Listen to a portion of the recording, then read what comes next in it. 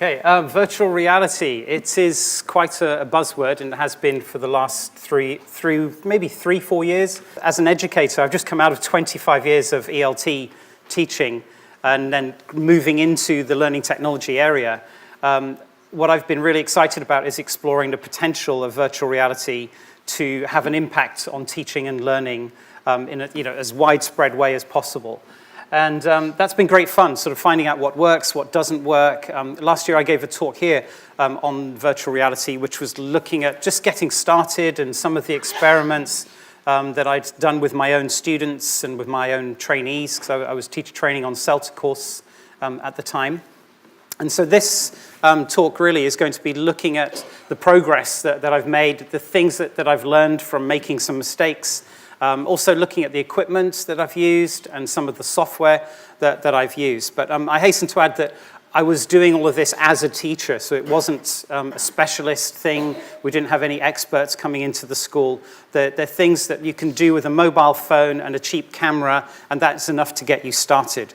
I mean, obviously later there are more sophisticated things, and there's a whole spectrum of virtual reality going from the cheap and economical to the really high-end, professional stuff that you're starting to see now. And we looked at all of that, and we also looked at other technologies. Mixed reality was something that we were quite interested in at the university, just because of the potential in lots of different subjects, and this idea that you could have students bringing their own device and then using it to sort of overlay digital information, 3D models, sort of virtual characters into physical space. And while that was really exciting, it did lead to sort of lots of practical problems about managing the technology and the expense and the licenses and things.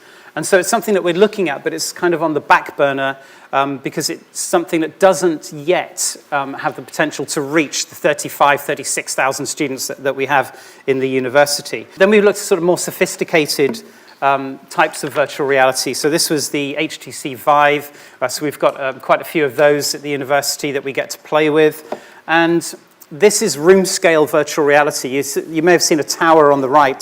There are two of those, and they're sort of shining beams, and they're tracking the body movement. So it's virtual reality that enables you to move around in a space. Now, of course, that's not very practical in most of the classroom spaces that we teach in today. So again, fantastic for research and for exploring the potential. Also, he was holding controllers, so you can manipulate things and you can pick objects up.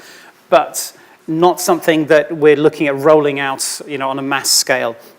So what we've been looking at is at the lower end of the virtual reality spectrum, which is looking at 360-degree video, which for some people it doesn't count as virtual reality, but for me it's all on a spectrum.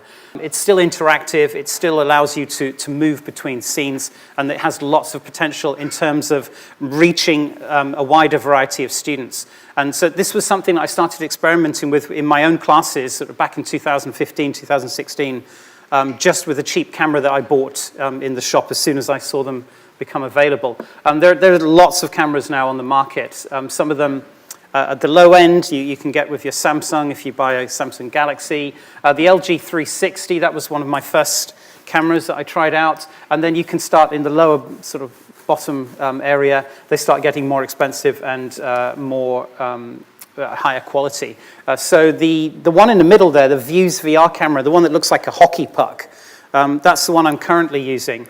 So we have several of those available to us. And what's different about that camera is that it's stereoscopic. And I'll talk a little bit more about what that does later and what the potential benefits of that are. But to start with, I'm going to show you a couple of examples of things that I set up just using the very cheap camera at the top. So here's an example of a scene. And you'll notice that it has these little circles on it. And some of you may be familiar with a classroom tool called ThingLink. That's something that's very popular with teachers. It enables you to upload an image, and then you can add all of these hotspots to it. And it's free. The basic account is free. If you want to have 360-degree hotspots, you have to pay for a basic sort of teacher account. But that was quite exciting because we could take some very quick 360 snapshots of a space and then start to embed content into it. Now, one of the reasons you would want to do that is because all of information, all of knowledge is contextual. And very often in the classroom, we are losing a lot of that context. We're bringing in, sort of as much as we can. We're having role plays and that kind of thing, trying to create authentic situations. But very often, those are quite passive, especially if you bring in a video. It's a sort of lean back, watch, rather than an interactive lean forward activity. So what we're trying to do is look at creating materials and resources for our students that would take advantage of that interactivity. So this is an example of just a single photo. And what ThemeLink allows you to do is then connect each of those photos so that you can travel between them. And that enables you to create a whole scenario. So you can think of any context of like visiting a market, for example, going shopping, going to the dentist, any of those things. You can create a scenario and you can link different information to it. So I'm working at the university. We have many, many undergraduate degree courses and master's courses. And now my responsibilities have shifted beyond education and language, general education language, to look at other specific domains. So looking at medicine and health and midwifery and mental health, psychology, lots and lots of different subjects that I'm working on at the moment, but including ELT and including CELTA courses. So this was an example of how you can embed text information. You can have sort of this sort of hotspots that draw attention to things. You can mix those with text.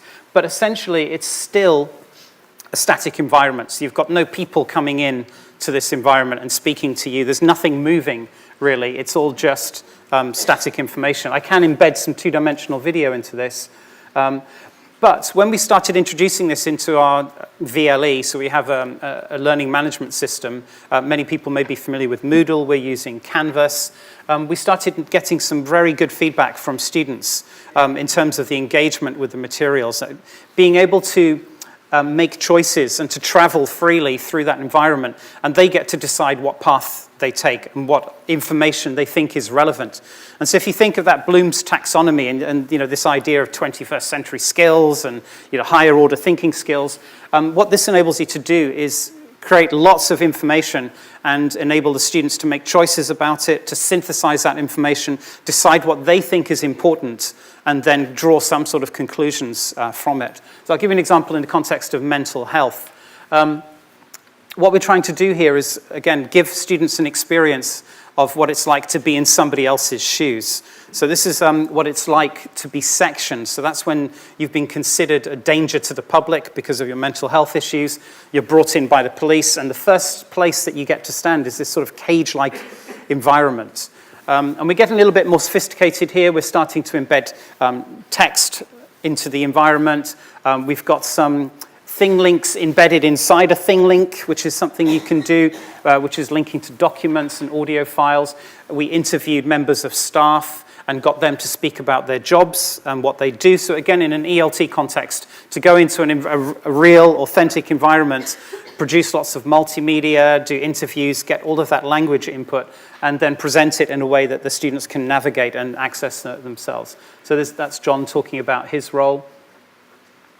And this is sort of gradually getting slightly more technical, but we were still running up against the barrier of not having a lot of interactivity in there and not having any real people communicating with you in that environment. So we sort of stopped and paused for a while, and we started looking at what works and what doesn't work.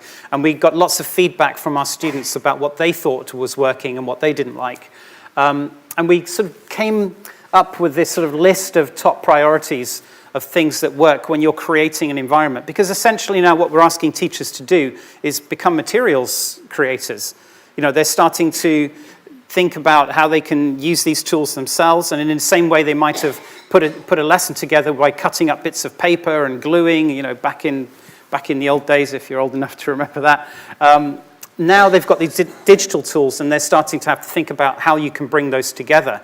And that creates a bit of a tension, because on the one hand, you've got busy teachers who are saying, why should I have to become a videographer? Why should I have to become an audio engineer in order to just do my job? I'm a teacher, that's my job. And I would argue that, okay, no, you don't need to become a professional videographer or a sound engineer, a multimedia expert, graphic designer.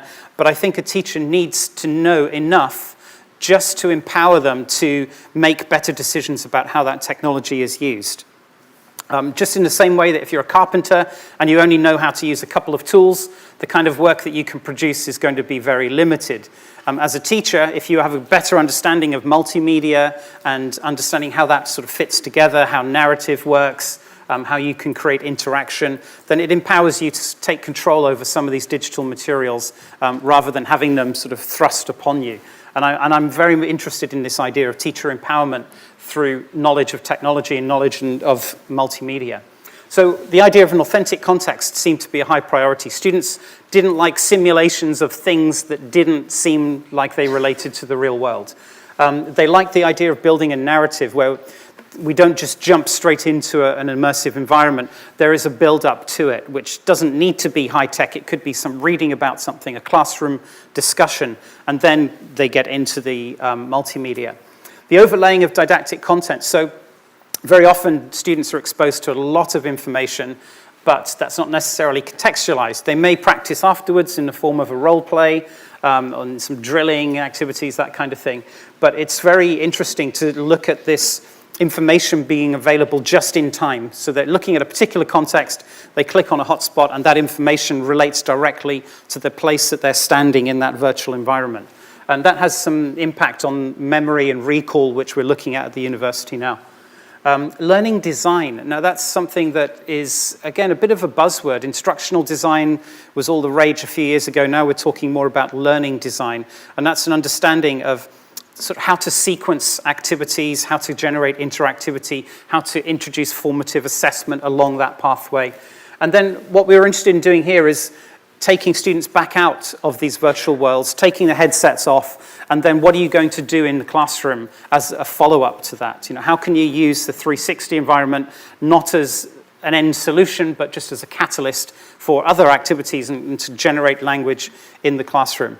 So at the moment, we've just got a few trial pieces of 360 media embedded on a couple of courses as a test, and we saw a huge boost in the engagement with those particular resources on our VLE, so going up to 18,247 views.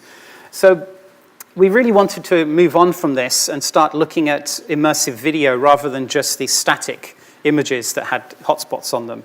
So we needed to choose a platform, because it turns out that it's not as easy as you would think to just add all of these hotspots on top of moving video. As soon as somebody turns their head, then you want the hotspots to remain situated on the object that you've placed them in and not be moving around as you're looking. Also, we realized that it was very important to try to have sound that was also 360. So that's why we bought the slightly more expensive camera, because we don't realize it when we're going about our everyday lives, but sound gives us an enormous amount of information. You know, even if you close your eyes and you walk into a building, you can hear just from the reflections of sound, you know, what kind of building you're in. And in terms of classrooms, you can hear lots of what's happening around you if you have 360-degree sound. And I'll talk a little bit more about that when I talk about VR in teacher training and developing reflective practice on CELTA courses.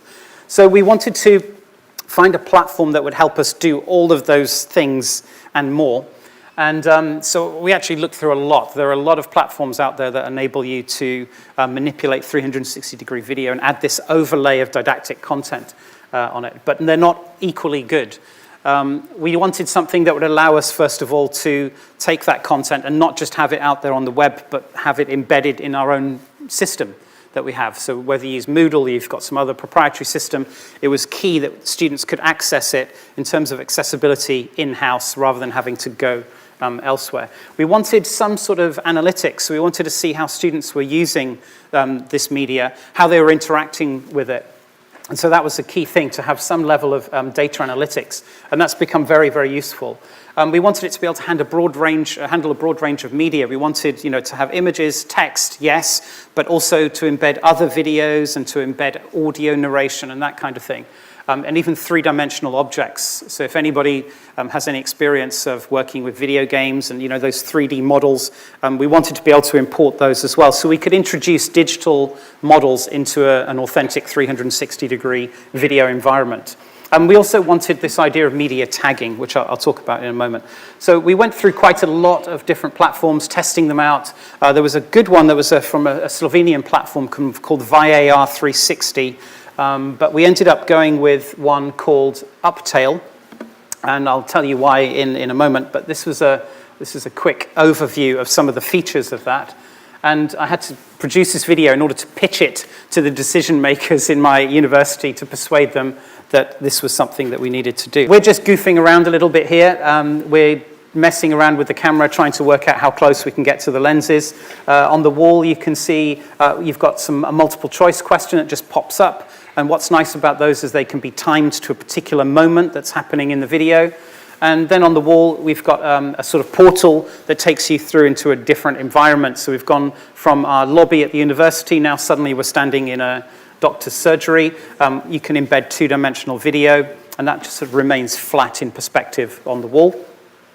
Over here, that was just an experiment embedding a PowerPoint presentation, so you can have some slides within that environment so that students can check some information that they may have done in a previous session or a lecture. We've got a 3D model of a heart just floating there. We've got some pictures and images, and then we go through into another room, which is sort of a children's playroom. And this room, as soon as you step into it, you hear the teacher's voice explaining what this room was designed for. It's a play therapy room, and you can hear this narration over the top. As soon as you click on a piece of multimedia, that audio narration stops immediately so that you can focus on what you're looking at in the other media. So this was a very powerful platform. It was very stable, very flexible. It allowed us to do a lot of different things. And then we started from here looking at how we might use it in assessment, how we could put students into a scenario that mimics a real-life assessment and see how they perform as a kind of practice run, a dry run for when they do it for real. So this is a room in which there are a group of students. You can see up on the wall, ARDP, that's an assessment role play. And this was all about looking at body language and sort of non-linguistic communication. And so the students are tasked with meeting somebody who's coming into the room. And so she comes into the room, the students have to look at her body language, and they have to look at the body language of the rest of the people in the room. And at certain moments, hotspots pop up, asking questions, so this sort of Socratic questioning technique, not just yes-no questions, but questions to make them think. They then come out of that environment and they're interviewed by their teachers, and they have this kind of reflective discussion on how well that went for them and the things that they noticed. So we started implementing that now on all sorts of different courses. I mean, we have so many different courses, and it's really exciting to see what you can do with it. And we've got this idea now of creating these reusable immersive learning objects. So we can create a scenario. Once we've invested a bit of time in it, we want that to be something that can be used across the board, not just in one course, but in several courses. Could be used in a medical course, but it could be used in a CLIL course as well, in which they're studying the language, there's technical language related to a subject. So we're looking at trying to use our time wisely and invest in the right things. So this is quite an exciting example now of putting somebody in the shoes of someone who's having radiotherapy. It loads very quickly. This is our virtual learning environment. And you'll see that now this is not a static image. You see a person walking in. We've got live 360-degree video.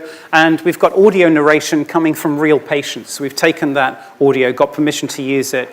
And as soon as they click on those audio hotspots, they hear the patient speaking, and they're getting that audio input in context. You've got a multiple choice question here. If they get the wrong answer, they get immediate feedback. If they get the right answer, they just get a little star. Those stars get collected on the floor. So as they walk through the different scenarios, they can see how well they're doing and get that sort of immediate feedback. But the whole idea here was to put somebody into the shoes of someone else, get them developing empathy, start thinking about how they would feel in that situation. And from the perspective of language, focusing on the language of the professionals and then thinking about whether they would improve on that language, whether there's a better way of explaining something that would make the patient feel more comfortable or a friendlier way of saying it. So looking at the register and the tone, because very often people who do this job every day get quite technical, and they refer to it as you're going to get into the machine, rather than saying we're going to put you into the treatment equipment now, and things that just soften the experience a little bit. So you're having a mask put over you, you're just about to undergo radiotherapy, you want to find out a little bit more about it, then you can see a more detailed video in which somebody is giving you that input just at the moment when you're about to to have that process done to you. Now, the questions that were embedded in there, we get immediate feedback. We can check on the students and have a look and see how many students have answered the questions correctly. And that's really important, just to give you an idea of whether the questions are too easy, too difficult, where are the stumbling blocks, and can we go back in and do something about improving that learning journey. And then we can also look at, for me this is one of the most interesting things, we can look at the learning pathways. So if you're creating an interactive scenario that's non-linear, so there is no definite correct path to take through it. There's a branching narrative where the students are making decisions and that's taking them off into different directions. It's really interesting to then gather that data and see what paths the students are taking and how they're getting from one place to another, what decisions are affecting that. So that little strange diagram on the left there in the lower left is just showing the path of one student and how they've looped around. Where it says all done, that's not the end, that's just the name of the clip, because one of the radiotherapists says all done. So there is no start point or end point, it's just a question of what path the student chooses to take through that media. And I think that sense of agency and control is really important. And as I mentioned earlier, we've been using this on CELTA courses, and one of the main reasons for that was an experiment that I did in Oxford a couple of years ago. I was teaching at a language school, I was teaching on the CELTA courses, and I noticed that our CELTA trainees were not very good at reflecting on their own practice. So you would interview them after they'd taught for a sort of 20-minute micro-teach session, and you'd ask them how it went, and they was like, oh, it was all right. Or like, oh, it was a disaster. So it's either this sort of, yeah, it was okay, or yeah, it went really badly. When you tried to get them to elaborate on that, I think their nerves got in the way of their memory, and they just couldn't really remember what had happened in the lesson. It was a blur to them. So video has already been used in that context, very well, probably since the sort of 70s, 80s. But the problem with normal video is it only gives you that fixed viewpoint. It's just a one static viewpoint of everything in the classroom.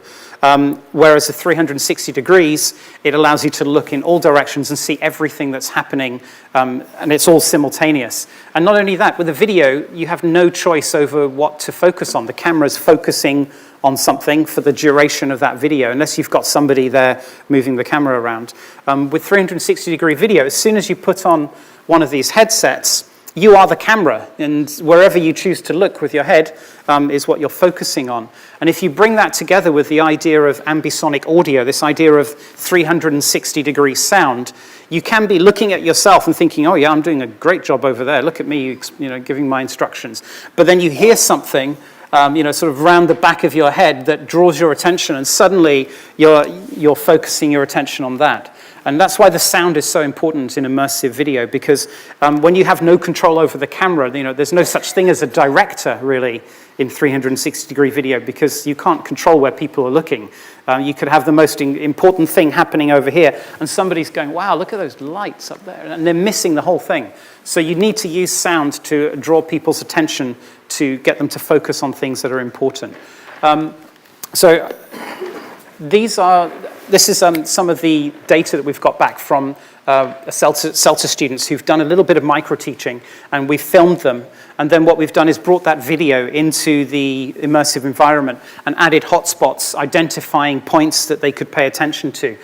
So either looking at the way that they're using concept checking questions, when they're talking about a TBL activity, for example, we've got strengths, so focusing on things that they did really well in the lesson. And so the tutor can re-watch the student's lesson with a headset on, and then add these hotspot tags to draw their attention to things of interest, so that when the student re-watches their lesson, they can stop, focus on one of these things, a little video will pop up, and you can hear the tutor's comments on what just happened in that moment in that exact spot with those two students in the classroom.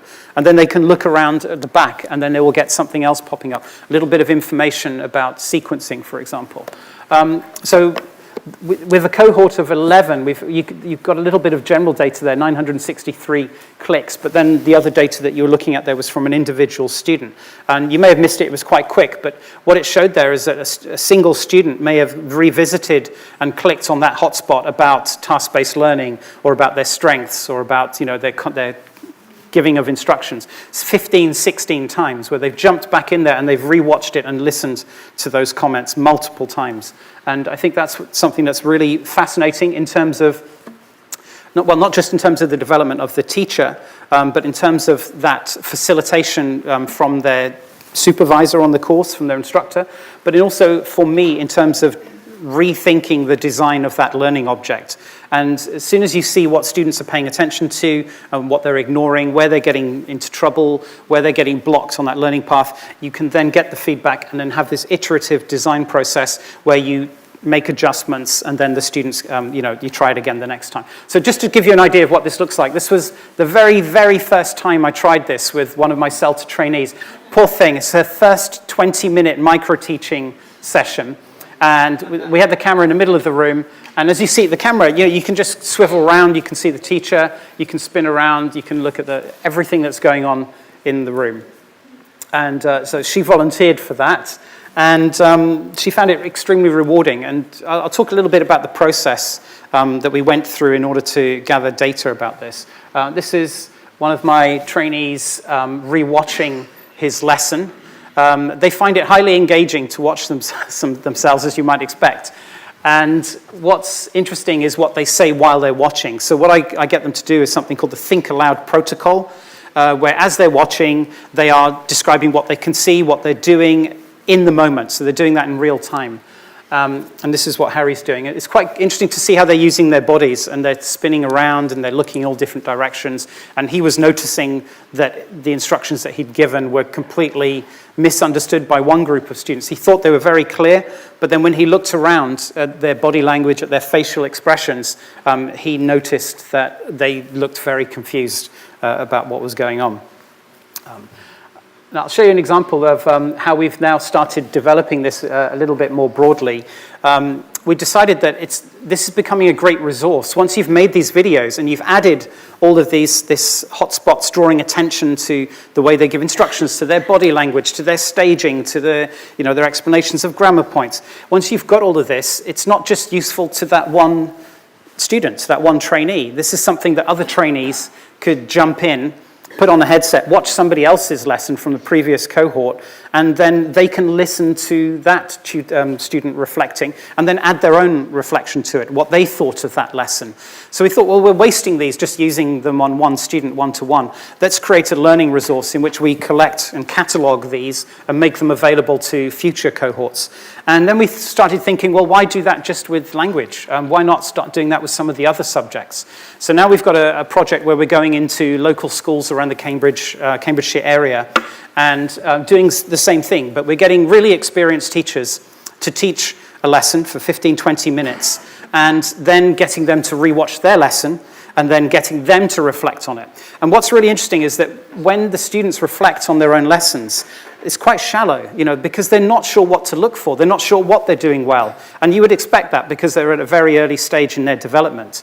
So that's why we decided we needed a model. We needed somebody who's experienced, who's a reflective practitioner already, and show them what kinds of things they are paying attention to, what things they thought went badly, went well, could have been better in their classes, and then help try and bridge the gap between their level of reflection as trainees and the level of reflection of the professionals who've been at it for years. But the actual design of the research was following these 4 stages, and this was something I did informally a couple of years ago, but then we've done this formally at the university as an actual academic study, so we've written a paper on it with, sharing the results, which will be it's in review at the moment, but it'll be released shortly. So it's do a micro-teaching capture, interview the student just face-to-face, get their initial reflections on what they thought of the lesson, then get them to actually watch the lesson and use that Think Aloud protocol to comment on what they've seen. And then we would do some sort of semi-structured interviews where we'd just have a conversation with them about what we thought and what they thought. Before and after, so these are just some of the points. We noticed that the reflection was quite superficial before they watched the videos. Afterwards, they were much more nuanced. They're picking up on different things. They have very often focused on the lesson logistics before, like, I thought that took longer, or I should have done that in that order, and when they came in, I should have had that ready on the table. So logistical things. Afterwards, they started to expand that focus to include other things, like looking at the students' reactions to things, looking at the rapport, that kind of thing. Homogenization. So beforehand, they kept just talking about the students as this mass. Afterwards, when they were watching it with 360, they began to individualize the students and pick on individual students and make comments and reflections about them. And also before, they had quite a negative self-image, like, I'm really not good at doing that, where they were defining themselves as being a person who's not good at something. Later, they were sort of externalizing some of that and saying, I didn't do that well, and feeding forward and being constructive. So what I should have done was this, or next time I would definitely do it differently. So there was a difference, a shift from personalizing, internalizing everything that went wrong to externalizing and being more constructive about it. Now, I do have some audio comments that I wanted to play, but I don't think my sound is playing, so I'm going to skip through those, and I don't have a lot of time as well. But one of them was one of the first teachers paying lots of attention to her gestures, and she'd worked in theatre, and she was surprised because she had no idea of the kind of big gestures she was making, and she realized that was helping students who maybe didn't quite understand her instructions, but her gestures were so, sort of over the top and large that that was compensating for it. There was a shift in time perception too. When the teachers rewatch their lessons, they don't feel as though they're watching something that happened before. They feel as though they are revisiting their lessons. So they feel as though they're back there. And it's quite interesting, if you do a discourse analysis of the language that they're using, it's like when I went back into the classroom, when I looked at this and I did that, they're using very much language of being present in that environment, which is quite interesting. There's this time shift. Shift of focus away from themselves and onto the students, this sort of feed-forward constructive criticism of themselves and making suggestions of how they could have done differently, and they talking about it being an authentic experience. One of my trainees talked about watching videos on his course of teachers in practice and feeling as though they weren't getting the whole picture. What they found with the 360 videos, whether it was their video or watching another trainee, is that they felt it was real. It was really authentic, and they could choose to look at everything they want. Nothing was hidden from them. What we have here is an example of one of the trainees watching her lesson and being filmed. And then on the other hand, we've got the trainer, the CELTA trainer, rewatching the same lesson. And you notice, if you compare the film side to side, I know that's just an image at the moment, but the amount of detail, there was such a difference in the reflection from an experienced teacher to the trainee who was just noticing things, and stop, start, whereas the trainer was speaking all the way through, making recommendations about how things could have been differently, what worked well, what didn't. So I'm just going to talk a little bit about what this stuff looks like. So we've been using these nice stereoscopic cameras with 3D audio. That does create a bit of a production problem because the video, it comes out looking like this. And if you've ever used iMovie or you've edited video on your phone, it doesn't normally look like that. And that's because you've got left eye, right eye views for everything, and it stacks one on top of the other. And not only that, there are some other issues too in terms of what they call the stitching problem. You've got 8 lenses, 2 on each side. Very often the video doesn't quite align. If you look on the left-hand side at the screen on the wall, you can see it looks like it's sort of disjointed, so you have to fix that. So the benefits of using higher-end cameras can end up costing you a little bit more time. My view is that the low-end ones get the job done, and they are enough in terms of quality to make the trainees feel as though they are immersed in the classroom, make your students feel as though they're present. It's a question of checks and balances, whether you think it's worthwhile going as far as this and getting that full stereoscopic 8K resolution, 360-degree sound, video editing. I really love doing this stuff, so yeah, I'm more than happy to do it. One of the things that I recommend is if you're going to put a 360 camera in the class, get the waving over and done right at the beginning, because they will notice it's there, even though it's quite discreet. And if you get that off their chests right at the beginning, then hopefully they won't carry on doing it through the rest of the lesson. So why Stereoscopy, well, the main reason is authenticity and realism. The more you can make somebody feel as though they are present in that environment, then the more grounded, more situated that learning will be. So you've got left eye, right eye, creating 3 dimensions. Most videos you watch on YouTube are not stereoscopic, so they don't have that depth perception, but there's still enough.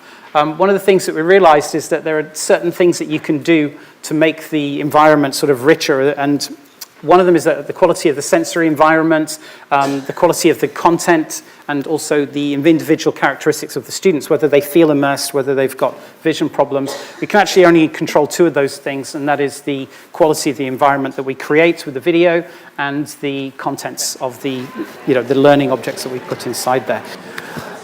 Okay, I can see you're getting your headsets. What I'm going to ask you to do is, back in March, I wrote a blog post for the World of Better Learning site in which I shared my favorite resources for using 360-degree video in the classroom.